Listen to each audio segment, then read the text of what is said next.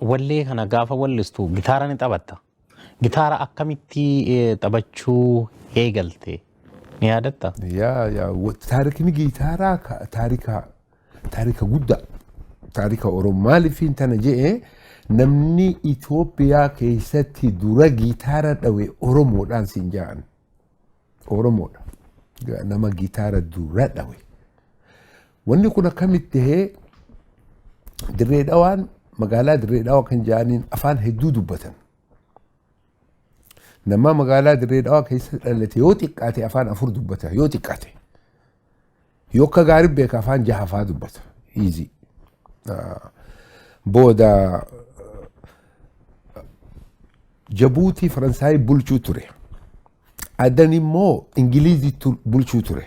Bakka Faranjiin jirtu horiin ni jirti. Booda Owaas seena Jabuutii. Jabuutiin kun 50 ja'aniini 50 digirii ta'a owisaa. Hogguu san dalagaan cufanii dhaabbatti akkuma Kirismasatti namni holidee kennanii fi holidee fudhatanii dhufan Dirree Dhawaa kana. Dhufanii jibaas ni qamahan kuduraas ni nyaatan dachiin diizertii dachirraa gad. Booda tuuristiin kun hedduu waan dhufuuf jecha namni mana isaa kireesseetii Alawaadaa keessallee galuu ture. Tuuristiin hedduu yoo xiqqaate miliyoona 10 miliyoona 100 kallee naquu turan. Namni tuuristiin hard currency Dirree Dhawaa tanatti maqaan isii hedduu ka'ee ture. Booda wallisootaan dhufu eegale Abdulqaadir Baa Makhramaa jaaniini Utmaan Al-Utmaan jaaniini Jabuutirra. Booda Murshid Naaji jaanii Yamanirra. Jarri kun dhufanii dhuguu jimaa qamahanii uuda jaaniini beektaa ta qocaa fakkaatu ta eelii fakkaatu. Ka fo'aa 12 qabdu. Haada 12 qabdu ka Sudaaniin itti wallistu.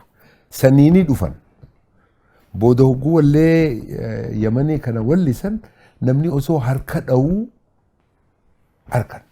Maaliif namni kun harka dhawa afaan isaan dubbatan kana beeka. Saniitu itti tole. Booda dhufuu eegalan wal yaamanii dhufanii wallisoonni kabajaa guddaa qaban wallisoonni Arabaa guchirraa dhufan keessaa Yaman Araba biraatii miti. Isaan kanatti tolee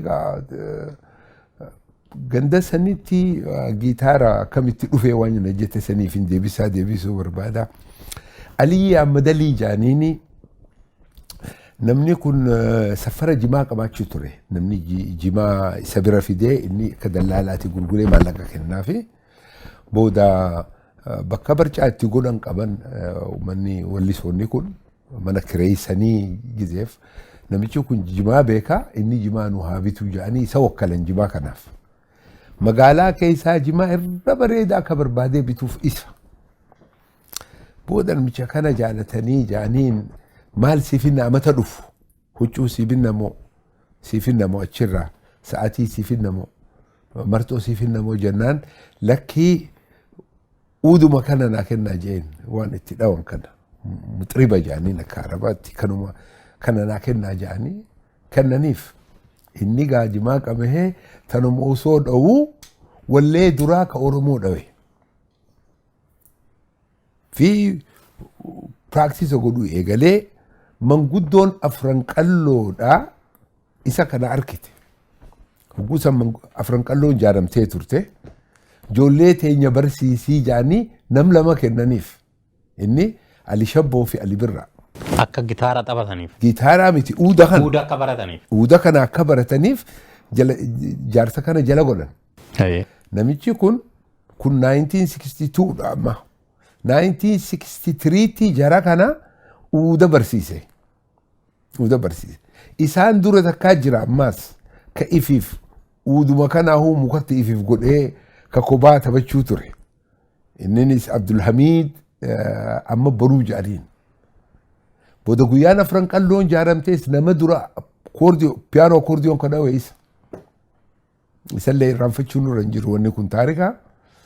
Booda Ali Shabboo fi Ali Birraa hogguu barsiise. 1962, 63, 64 keessatti Aduu Birraa keessatti Hamid Muhammad Liibaan jedhanii wallee Aduu Birraa ka hedduu baase isa. Isa kanaafi Ibrahim Haji kan jedhaniin amma gaazexeessaadha biyya keessatti. Ibrahim Haji Ali boruu jedhaniin. Jara kana nam afurii miti amma shanee isaan ana ka harka namicha kanaatti dullacha kanatti kan hin baradhe uuda kana. Booda kanatti osoo jirru Ali Birraan Awaash dalaguu ture. Kubur Zabanyaarraa eega bahe booda. Baandii. Eega bahee booda Awaash keessa dalaguu ture. Uudni kun muka haada 12 qaba. Oguu wallee takka dhooyte chiwuniin isaa ni laaffata. Guyyuu ati chiwunii godhu sirra jira. Guyyuu jabeessuu qaba. Booda giitaarri ingirnaajoodha. Ilkee qaba. Ni qabata yoo takka qabate wanti ijoo. Ali Birraan sanirraa hifateeti chiwunii san giitaara nu jijjiire. Ali Birraan kun jiru sana dura biyya keessa. Ali Birraan jalqabe. Ali Birraan is the legend dhugaa waan inni godhe wallee qofaa miti waan hedduu godhe taarika Oromoo keessatti.